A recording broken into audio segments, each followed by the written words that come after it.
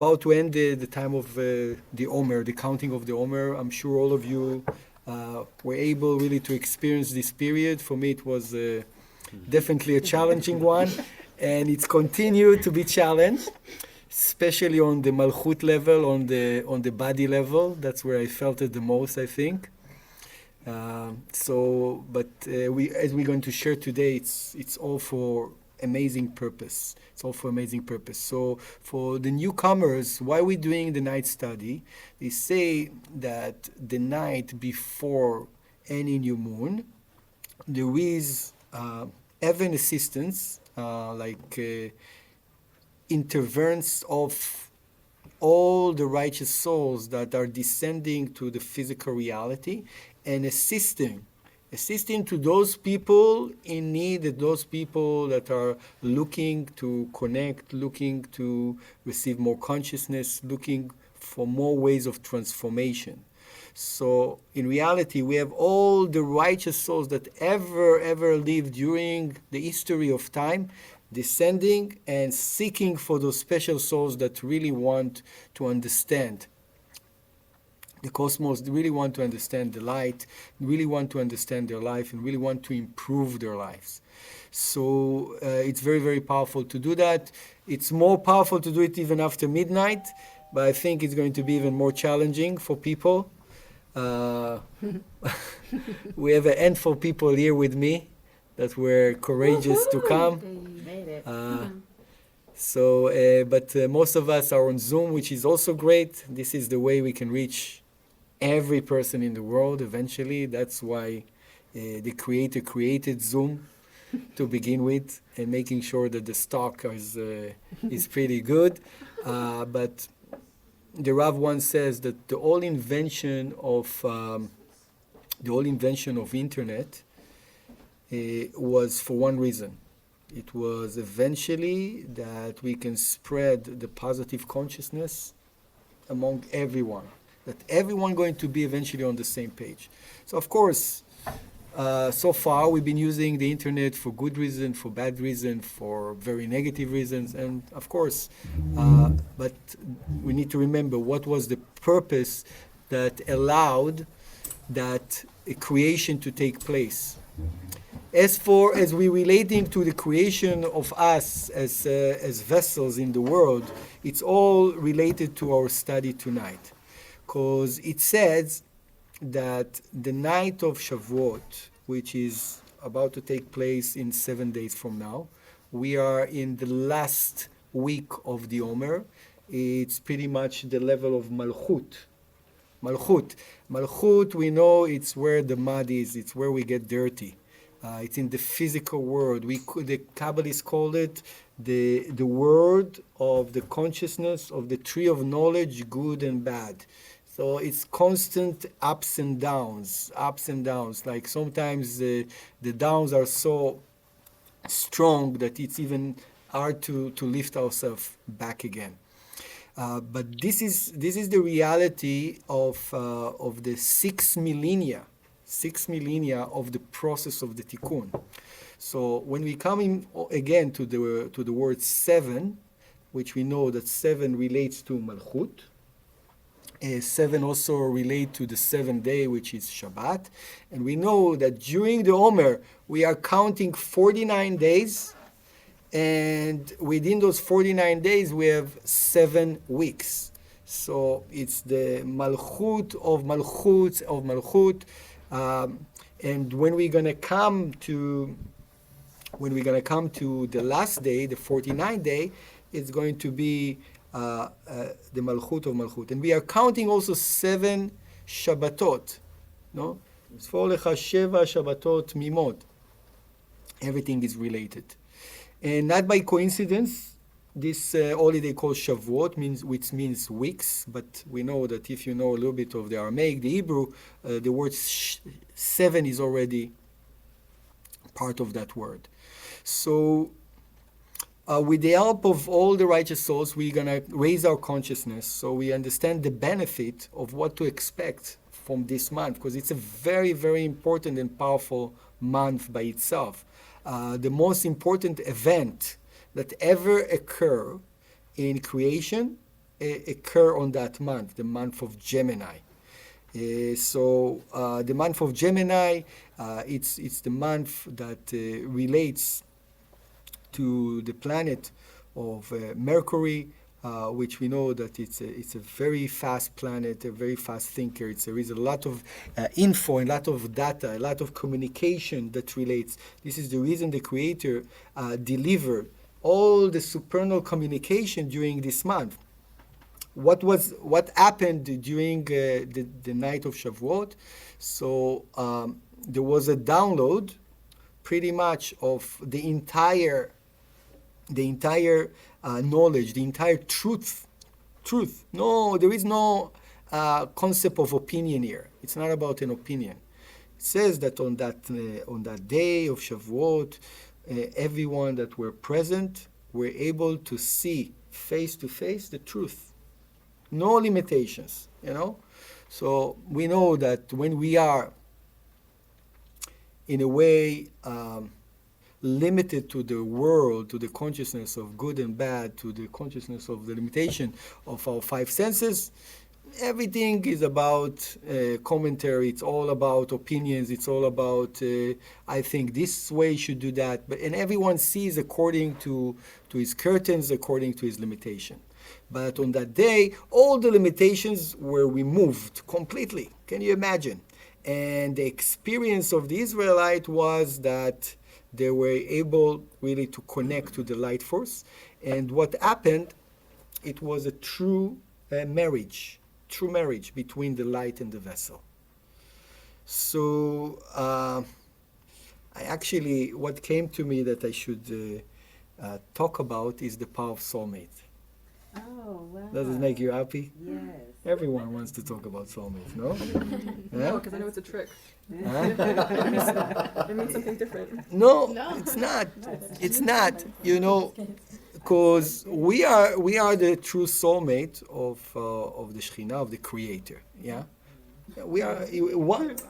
You understand? No, but we're gonna get back to us. So it says that on that day, the soulmate unite together. There was unification. It says the level of U u'shmo echad. Sorry, on Shavuot? On Shavuot, yeah. On Shavuot. So U, the level of U u'shmo echad. U, it means the Creator. U'shmo, the vessel, were united again. Completely unification. Now, what happens during the marriage, a wedding? In the wedding, what the whole purpose of the wedding, they say the chuppah, because we're going to talk about a special article from the Zohar, which is called the Night of the Bride. So it's already been declared that there was some kind of wedding that took place on that day. Of course, it was the celestial marriage between light and the vessel, but it can give us a lot of hints of how a soulmate relationship is supposed to be and what is the process really to achieve it, because we have many assumptions how we can connect to a soulmate, and most likely it's creating also delays because of that. So hopefully we can understand what is a soulmate relationship on its very, very seed level, and we can get some ideas what can get closer our soulmate relationship in this world, if we have one, meaning to get closer as a soulmate, and if we don't have a partner, to get him closer to us. So it says in the Night of the Bride, in this amazing article, that it's actually in the prologue of the Zohar, that I really recommend for you to find. You just can look at the index and find it. Unfortunately, you were missing information in Hebrew. There is a little bit more. Michael Berg decided to cut it a bit short in the English because there is a lot of depth, and otherwise the English Zohar will end up with 30 volumes, not 24 probably. So, but again, hopefully when we're going to do the digitized Zohar, even in the English, you're going to have the full translation of the Rav Ashlag as it's available. But what is a soulmate relationship? And You know who is the righteous that's responsible for soulmates? Who is this righteous? Do you know? Amuka. Yeah, Rabbi Yonatan ben Uziel. Yes. Rabbi Yonatan ben Uziel in Israel. He was a student of Hillel, and he was like so elevated. He was so elevated that they say that he came to that level that his soulmate relationship was directly with the Shekhinah. So he didn't find himself actually meeting a woman. He never got married. Yeah? But he experienced soulmate relationship to the level that he didn't have to have any physical presence of another woman on his side. That's what happened. So the Creator told him, because you had such a strong relationship with me, you're going to be the channel, the responsible, that every person that's going to come and visit you, he will be able to get closer to his soulmate in his lifetime. So he became in charge of bringing soulmates together. Why? Because he connect into not the physical soulmate, into really the spiritual soulmate. That's what he got into. So it says that we're going to have a chuppah. How do you say chuppah in English? Canopy. Yeah, but there is a name for it because it's actually... No, we just call it a chuppah. A chuppah, exactly. A chuppah. So the chuppah, or the wedding, we know that we use some kind of a canopy above the two people that getting married. And it says that within that canopy, there is all the surrounding light, all their potential is hovering around. And eventually, if they made the soulmate connection, the unification right, because that's the purpose of marriage. It's really to actually allow some kind of a super glue between the two vessels, the man and the woman, what have you, and gluing them in a way that nothing in the consciousness of the tree of knowledge, good and bad, will bring an illusion and separate them, that they will stay unified. So what happened? So all the energy that hovering around in their day of the marriage will eventually come into manifestation. All those blessings will come into manifestations. So this is what truly happens between us and the Creator, between us and the revelation of the Torah during Shavuot. There is a unification that will happen, that we must allow it, of course. We must come, if you're not going to be excited about Shavuot, if I won't be able to excite you about Shavuot today, or you won't be able to do it yourself by going and studying Kabbalah.com, all the amazing classes with all the amazing teachers that we have, and you will come excited to the night before Shavuot, because the night before the day, where we're studying all night. You have to invest a lot of effort. It's one of the most difficult night really to stay awake. You have to actually put like some matches in your eyes just to make sure that they're not closing. But it says that this is part of the connection, that we have to keep awake, and we want to disconnect completely from that, because every time we're falling asleep, it's like we experience some kind of death. 1/60th of a death is experienced during the night sleep. Why? Because the soul departs the body. The body can become intact, can be armed actually. This is the reason there are many things that we have to do when we wake up in the morning. Washing our hands, doing mikveh, connecting. It's just to bring back the soul and making sure that the body is going to be a good vehicle for the soul during the day. So amazingly, this chuppah that's going to take place is going to relate to what we call the final redemption. Final redemption. Can you imagine? Whatever they experienced then, 3,500 years back on Mount Sinai, we're going to experience on that night.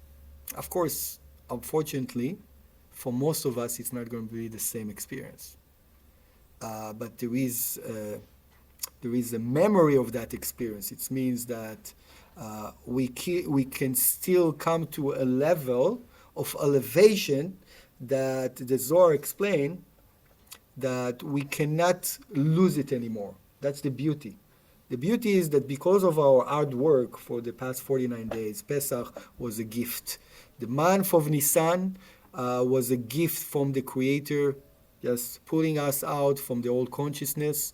It says that the month of Nisan is controlling what we call the right leg of the nefesh. It means the right leg, it's more coming from mercy. It was the mercy of the supernal reality that allow us to get out. But then for 49 days, and the last week that is within the month of Sivan, the month of Gemini, controlled by the left leg. The left leg is the leg that relates to Gvura. What does it mean, Gvura? It means that I need to make a step to overcome.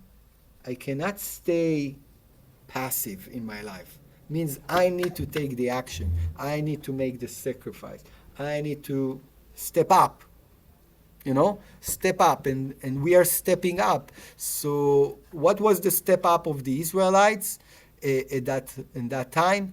That they were willing to do everything that is necessary.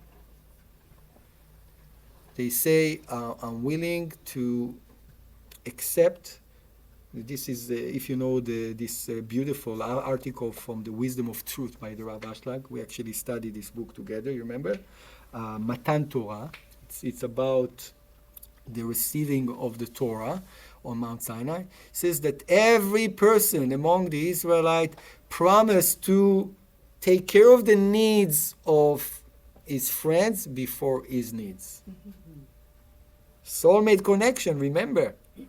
If you want really to come to a true level of soulmate connection, this consciousness is a must. Because that's what true soulmate connection is. But of course, there are some people that are willing to do it, but the other partner is not there. So then there is some kind of abuse that can take place. Yeah, the other person is there. The other person is there for completely, but his partner has agenda. He's always seeking, what is in it for me? What is in it for me? What is in it? This is our mentality. Usually in a relationship, it's not what I can do to the other partner. It's really, what is it for me in that relationship? It's always about my agenda. And that's eventually what sabotages every relationship in the world. But in terms of soulmate relationship, so the Israelites say, Na'aseh v'nishma, we will do, and then we will have an opinion, then we will listen. We're willing to do first for the Creator. And of course, when the Israelites came to that level themselves, what the Creator will do? Of course, I'm all in. The Creator waited for that moment from the moment of creation. So in this article of the night of the bride, there are many powerful studies that I want to touch upon. But pretty much when that unification took place, it says bila amavet lanetzach. That's what actually caused Satan, the angel of death, really to die out of shame. He saw that there is such a love between the vessel and the light. Say, oh, I'm embarrassed to be here. Sometimes you see people so much in love, you say, okay, I should go out of the room, yeah? It's too embarrassing. So he died from shame. So that's what will happen. That's what will happen. It says that in a place of unity, the Satan cannot come in. There is no death that can come in. Also, another hint for soulmate relationship, as I promise you. So it says bila mavet lanetzach. It means that the death disappeared forever, which the Rav call it immortality. And he says that everyone that was present in the revelation when the Creator just opened his channels to the Israelites, it says that everyone got cured from all their sicknesses, mental, physical, limbs that are missing, everything. It says that, organs were growing back to people. Limbs were going back to people. And it says that this is really the reality that the Creator meant for all of us when He created the world. That's what the Creator, because from the point of view of the Creator, there is no time, there is no future, there is no past. Yeah? So we look at it, it's like a very, very exhausting 6,000 years full of chaos, of so much suffering, of so much pain. We look at it and then we read all the books of history and said another bloodshed, another pandemic, another this, another. But from the point of view of the Creator, what He meant to be, to begin with, is taught or is already happening on that night. Now, why we didn't keep it 3,500 years ago? That's also a good question. Because it says that they experienced the final correction. It means that they could finish the job for all of us. Who is they? Most likely all the students of Kabbalah were present on that day on one level or another. And were contributing also eventually to the fall that took place afterwards. Allowing the doubt to come in.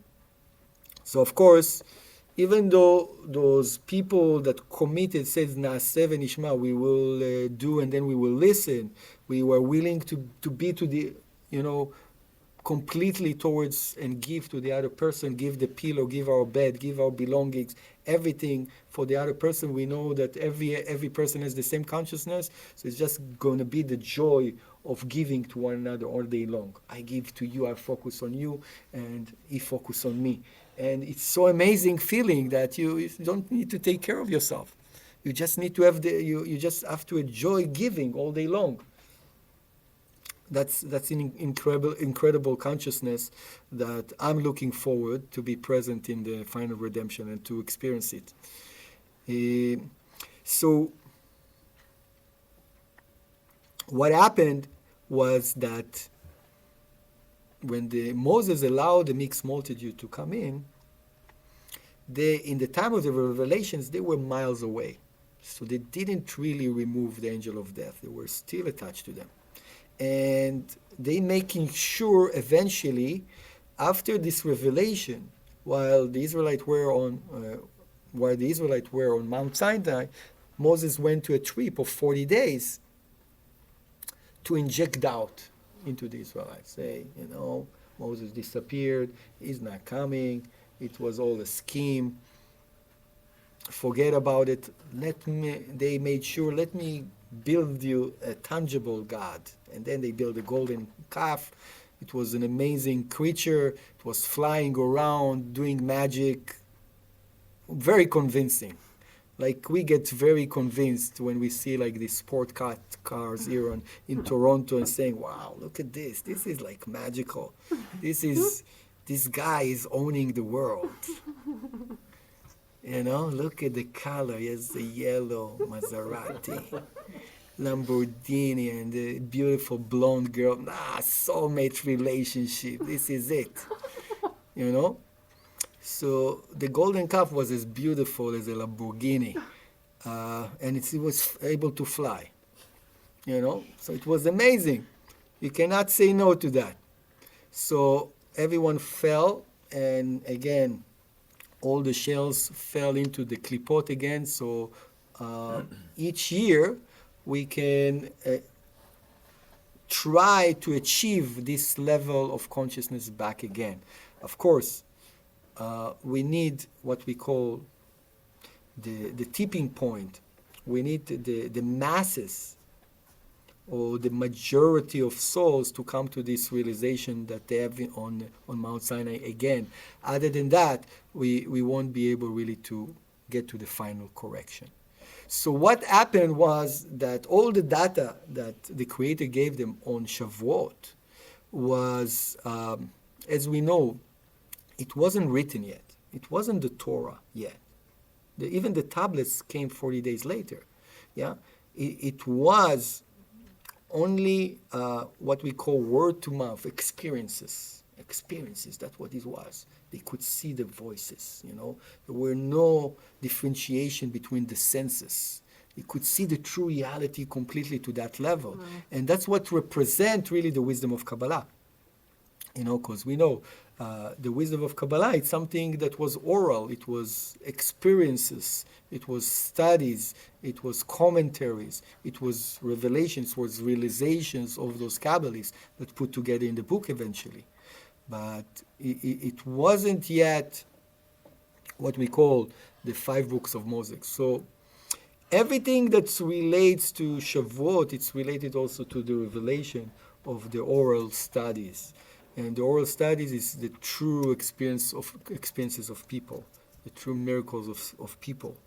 And that's something that is actually more vivid for us, and it's even deeper, because we know that the Torah itself, it's the external, it's the stories, it's the clothing, it's not really the soul. So the soul was revealed to begin with as a seed level, and only then everything was put into writing, into the 10 Commandments to begin with.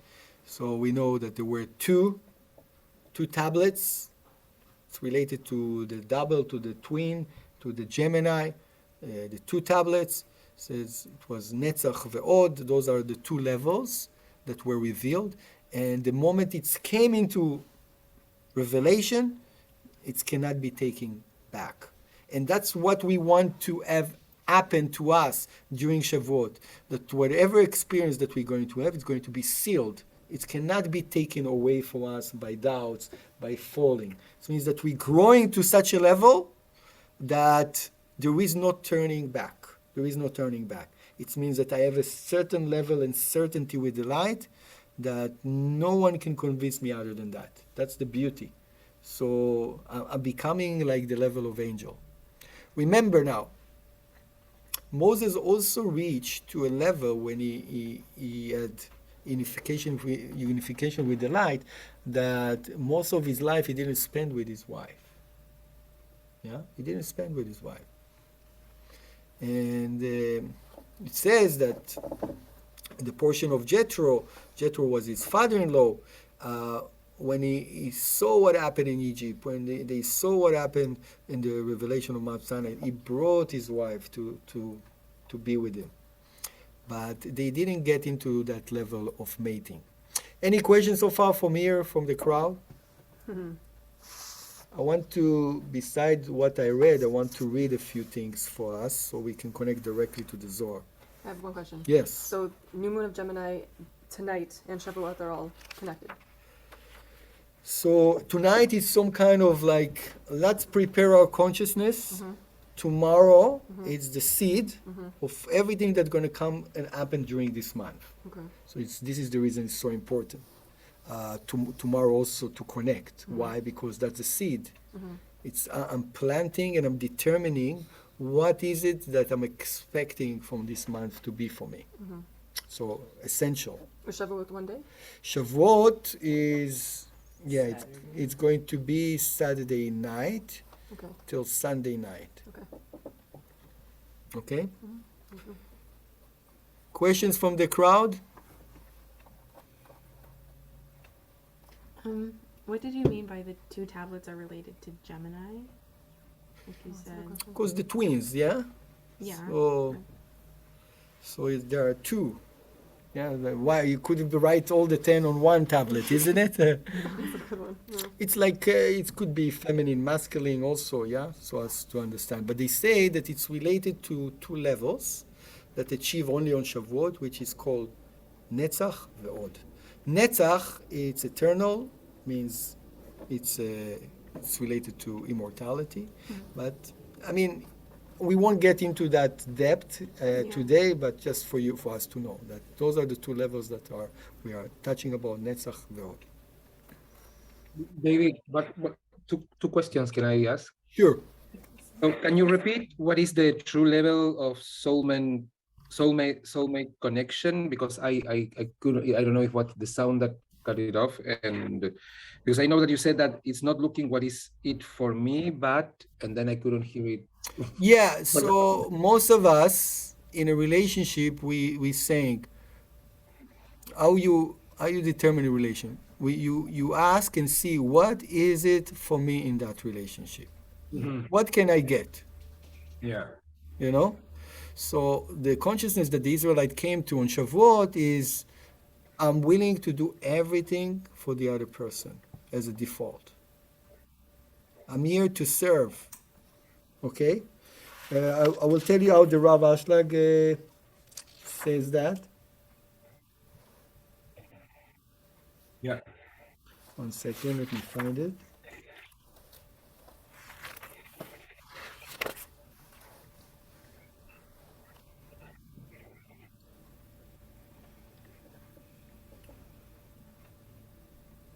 What was the other thing you wanted to know? What is, pardon? You had another question, no? Yes, I was wondering about healing. We were saying that at Mount Sinai, the opening healed everyone. And I was wondering in every Shavuot, we have that opening. I know that we are working through it through all the Omer, but is in Shavuot that that connection happens every year or not, or is not like, Yeah, absolutely. So we definitely, the Zohar promises us, he says that a person that he put attention on that connection at the night of Shavuot, and he's staying awakened all night, meaning he's disconnecting from death, disconnecting from the angel of death, is promised that he's going to complete his year. It's like there is an insurance policy that promised by the Zohar. No one can promise you anything these days, yeah? I mean, you can buy the best. What is life insurance policy? Usually it's paid after something happened. It's not making sure that you're going to stay alive, yeah? It's just making sure that someone going to receive something if someone, God forbid, something happened to you, yeah?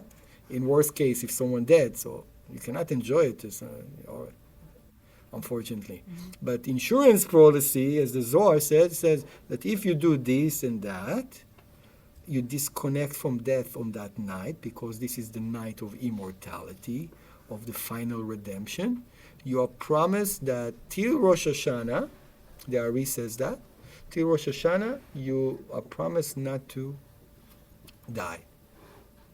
Doesn't mean that you won't be challenged, but you're going to stay alive.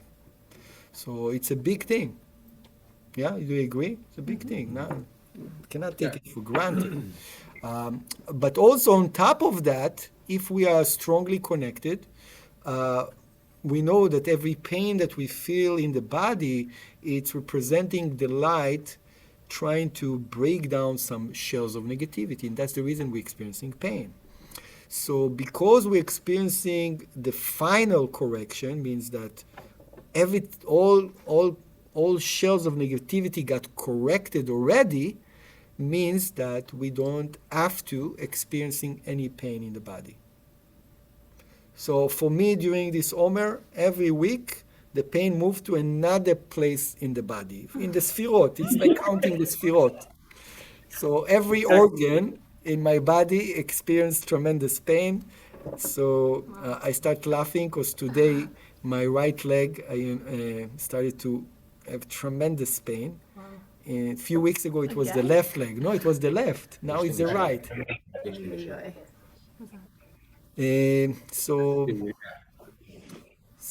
And I had to walk to half an hour to get here to class because Tamar decided that she needs the car. So I said, wow, this is amazing pleasures. Immortality is about to happen, so why not? So let me tell you what the Zohar says about that, about this. Okay.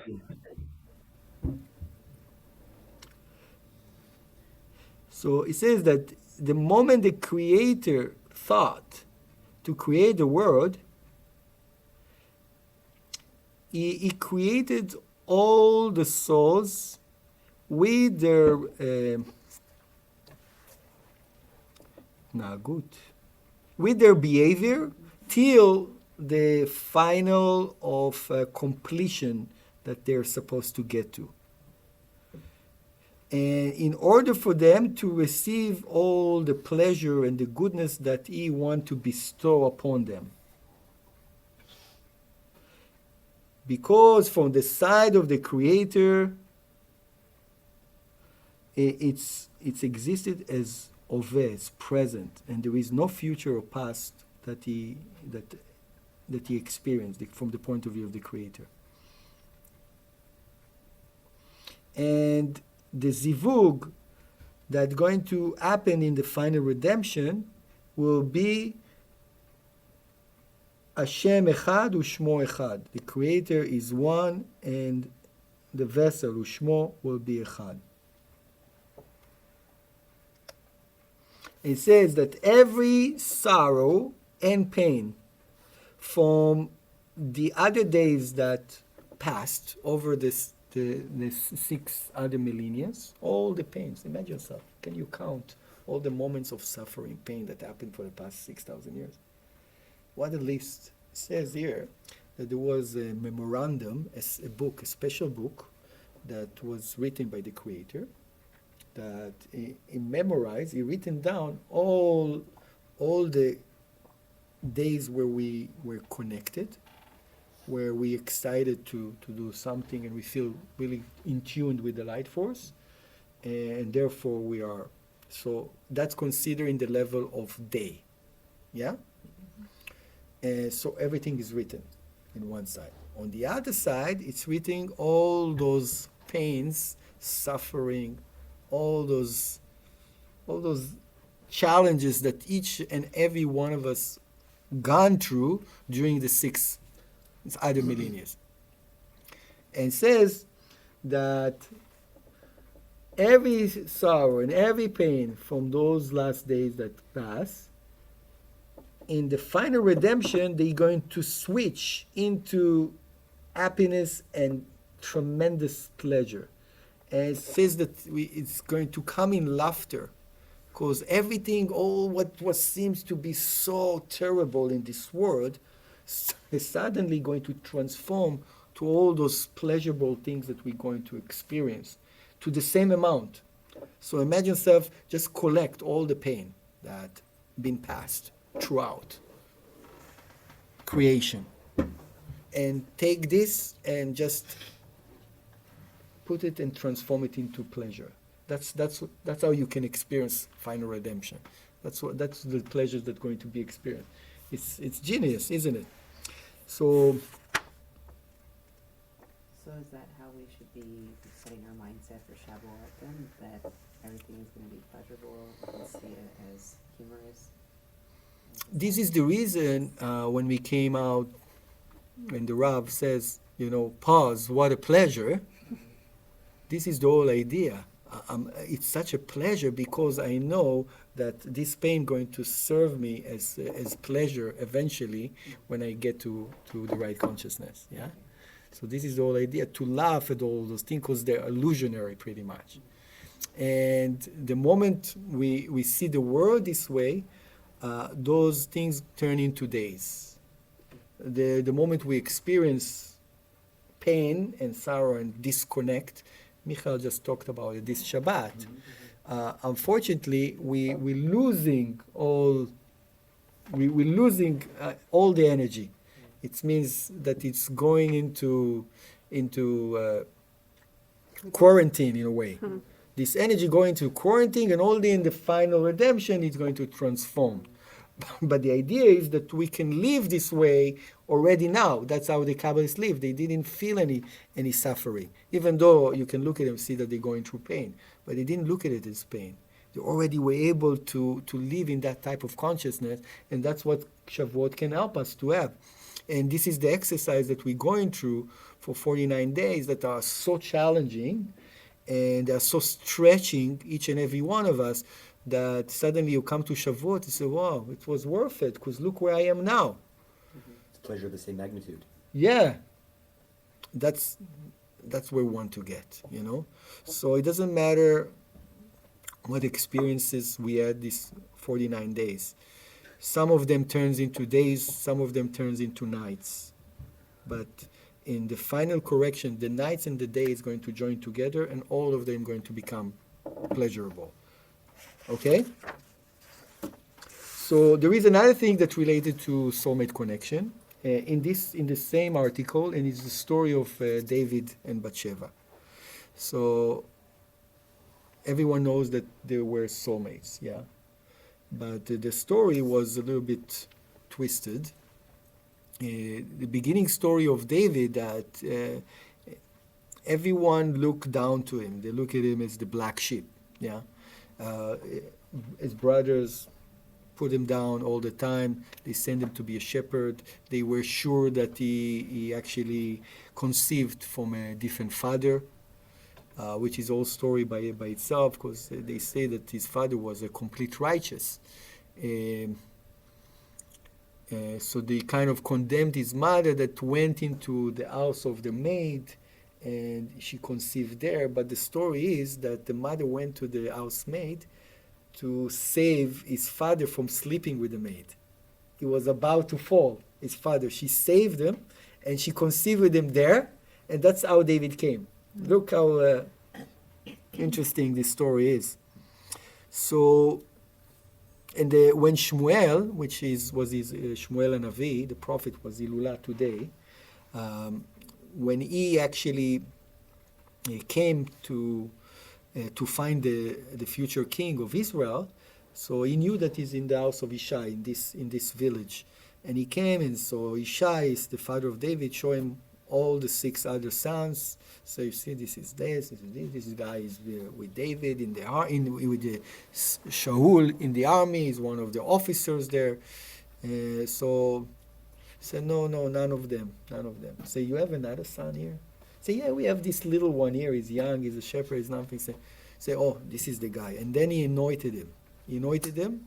And then there was the story with David and Goliath, that he came out of the blue, where everyone were scared of this giant and couldn't fight him, and he, as a small one, came and defeated him. It was like an amazing story by itself. So what was the story of David? That David was the underdog. What is the underdog? He actually, Adam, he wasn't supposed to exist to begin with, but Adam and Eve actually took 70 years of his life and gave him to David. Why? Because Adam fell in his lifetime. And we know the fall of Adam created all the corrections that we need to go through, all of us. So, but he saw that will come someone that will be able to correct the malchut, the level of malchut. It was the soul of David. And within those 70 years, even though he came from the very depth of the klipot, which we can all relate to, we're not like such a pure people. We all went through tremendous challenges in our life. That it could be that we didn't take as a righteous. Therefore, every correction that he made actually was so strong, and was this is the reason he became the chariot of Malchut. To be the chariot of Malchut, it means that it's like the most difficult realm. It's, as the Rav said, it's where the mud is, and that's the most difficult place to correct. So later on, what happened with David? It says that the angel of death, one of his agents called Duma, actually he condemned him and judged him because he took a wife of a married man, yeah, because Bacheva was married to another man, and they say that he saw her from the balcony. And he liked her. Maybe she took a bath or something. He liked her. He called her, and then he mate with her. That's the story. So he said, how could he do that? So this angel came to the Creator, and there is a big argument in this article here about that, between the angel of that Duma to the Creator. Because he said, I want to take his life. it's the story of Shavuot. You need to understand. Like all our life, all our soul life are in jeopardy because of our making. Yeah. And who's hovering over us? The Creator is like he's our synagogue. How do you say synagogue? In trial, someone that represents you. Your counsel. Your counsel. Yeah. Yeah, so the Creator is our counsel. In Hebrew it says synagogue. I don't know why. Even though it's a Latin word, I guess. Yeah. So the Creator is our counsel. Said, oh, those angels that seeking truth, they're saying, oh, they did this, they did that. Said, no. So the Creator tell this angel, say, Bacheva was meant to be David's from the beginning of time. He didn't really make any sin. So he continued to argue him. He says, okay, but why he sent her husband to war? Because he went to war and he died there. So there is a huge argument about that. But the idea is that Bacheva, they say even here that she never slept with Uriah. And the reason why he died eventually is because the Zohar explained to us, and the Ari explains that when someone married someone else other than his soulmate, but then the true soulmate is elevating to that place where he can actually marry his soulmate. The other person that she got married to have to die or have to get divorced. It have to happen because that's the whole point of bringing the correction of two souls together. What's the point if she's going to be married to someone else? Of course, if someone else missed it, the soulmate didn't marry to meet his other soulmate, that's fine, yeah? But since David merited Bacheva, they had to come together. So what does it really mean about soulmate relationship? But at times it comes in peculiar ways, you can say. That's the word, in peculiar ways. Unpredictable ways. And that's the reason say that soulmate will come from the other side of the ocean. It means that we need to go through, we need to go to those 49 days where we earning everything, we overcoming whatever we need. And only then there is a chance for us to come when we are actually correcting the desire to receive for oneself alone and bringing it to the level of the desire to receive in order to share. Means I'm willing to be there for the other person. That's when things taking place. But of course, we have to go first to the stage of David. David had to first get his own identity, earn his own identity, his life, and this is what we need to go through. Sometimes we're seeking for another person to be our redeemer in a way. What does it mean? I'm not self-sustained. I'm not well accomplished yet. I'm not really a person that knows what he wants and is a go-getter, and I'm dependent on the other person. So first, against all odds, where people put us down wherever we go, that's part of this world. We need to find a way to become our own king, and only then the queen can be found. That's the whole point. So this is the process of relationship.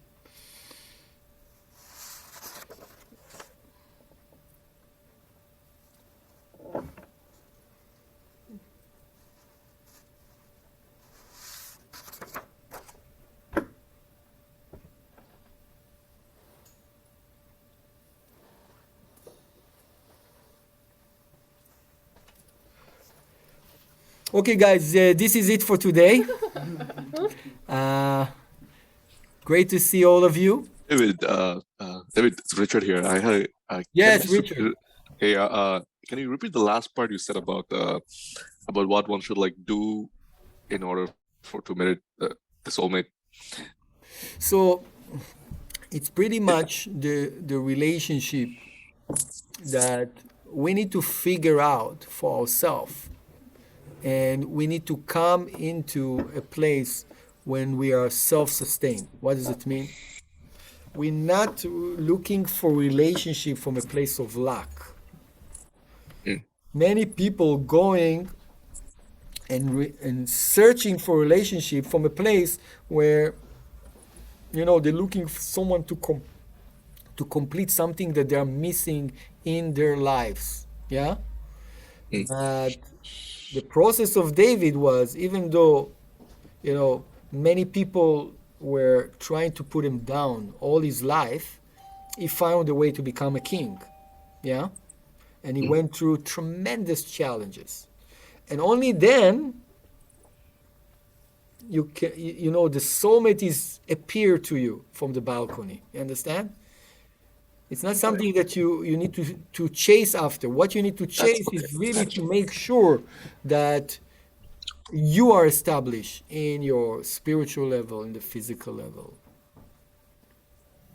Whatever you're coming in a place where you're knowing what's your purpose in this world. And then everything else follows, not the other way around.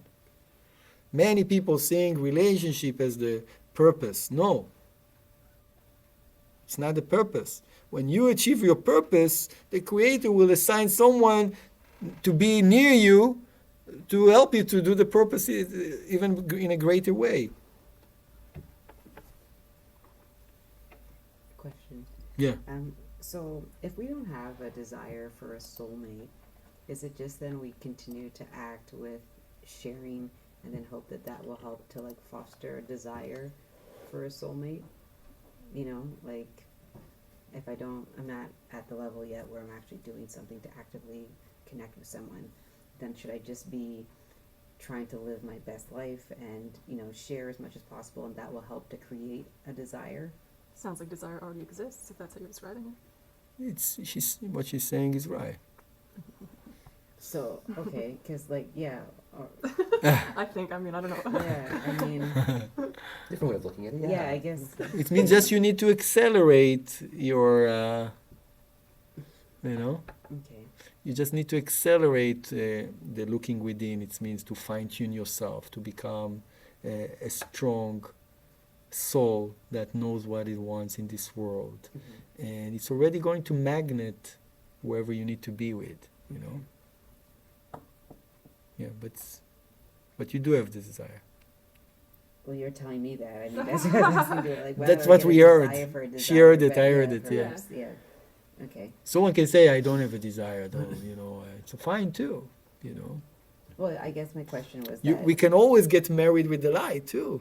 well, right. So if I don't have that desire, then is it just continuing to go through these actions of sharing? Perhaps we'll start to create a desire.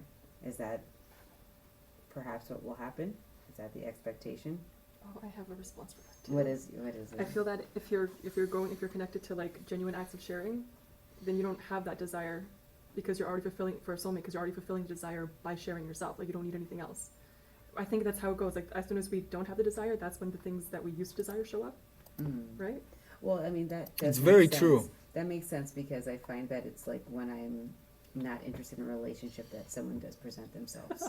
So then it's just more like kind of Yeah. continuing to live. It's like, things showing up in our life when we are so busy and not really, fixed on finding someone, And that's the beauty. Most people will tell you that they found their soulmates when they didn't really seek for it.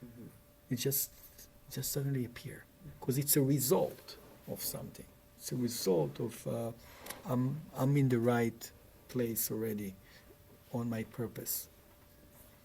So really our soulmate connection is how to best connect to ourselves in the light, and in doing that then we will actually create that energy that will draw in maybe that physical soulmate. Yeah. Yeah, okay. I think so, yeah. That makes sense. Yeah.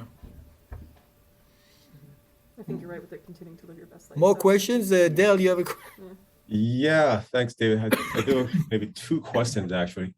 Well, the first one is the story of David and Bacheva? Bacheva. Yeah, so one, I'm trying to figure out if David applied any restriction at all in this whole process here, right? So I'm not sure if there's an element of restriction where, I mean, he might have known that this is his soulmate, and didn't do anything but made a move. And two, you know, because just now you mentioned if it's when you're not actually actively doing something, it actually happened, right? But where is restriction in the story with David and Bacheva? And two, do you know if it's a modern day story where this whole David and Bacheva thing actually happened or played out? It's an interesting question, and I think the answer is in relation to the whole conclusion of this article, that it says,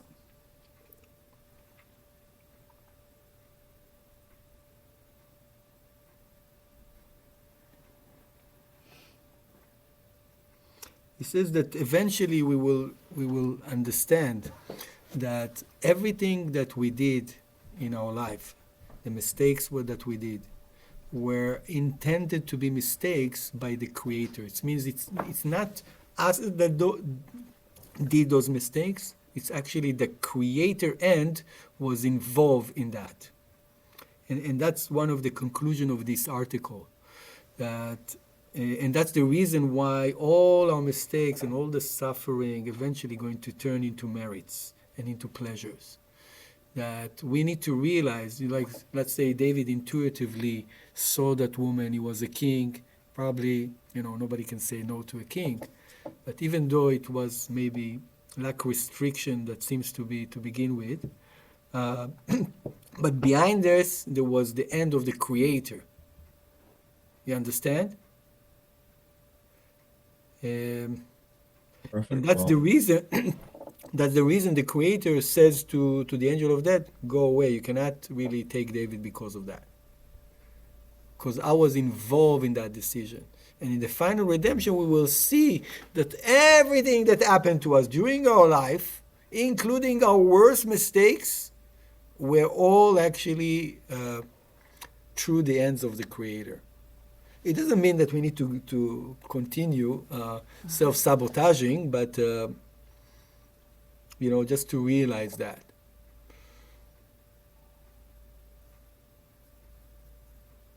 Toda, David. What was the second one? Well, second one is maybe a tougher question. Do you know from modern day story like this, where the hand of the Creator was behind such a plan, that's similar to this David and Bathsheba story? What you can look at that in simple, not related to soulmate relationship, but you will see that many times your worst mistakes in life eventually led you to amazing openings. And that I think everyone can find. That even though I felt and I know that I went wrong, but eventually it creates such an opening that led me to my next level. Mm-hmm. And David himself actually immediately asked for tshuva when he felt that was the great things about David, that every time he felt that he's falling, immediately calling the Creator for tshuva. You understand? This was his power. And we're not always doing that. We try to justify, we try to hold on to the truth and the reason why we made such thing and thing. He really knew the moment he fall, it's not a problem to fall. We're all falling. Moses fall. Every person fell.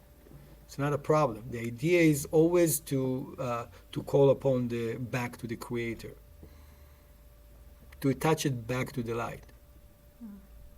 Perfect. Yeah, thanks, David. More questions, guys?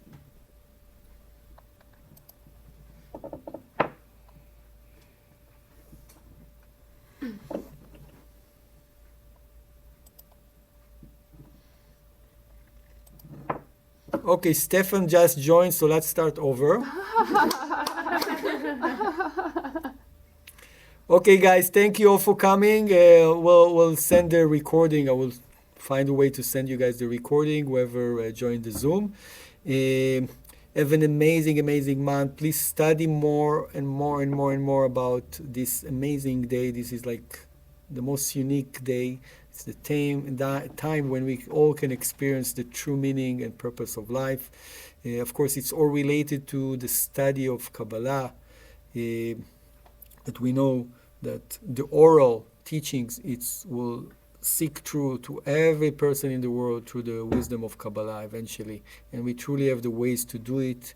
Through the World Wide Web, we know that it can come everywhere. And that's eventually what will lead us to see and experience the final redemptions ourselves. And see you all tomorrow night for the Sivan Connection. And see you all tomorrow in person. It won't be a Zoom connection. Zoom connection, you probably can go to Kabbalah.com. But in person here in Toronto, we're going to plant the seed for Shavuot and for the new moon of Gemini, 7:30 p.m. You're all welcome to join us. Even the people in Montreal, Richard. Just grab the car and come over. 7:30. 7? 7. 7. Oh, 7, right. 7, Shavuot. Thank you, David. Thank you for all of this.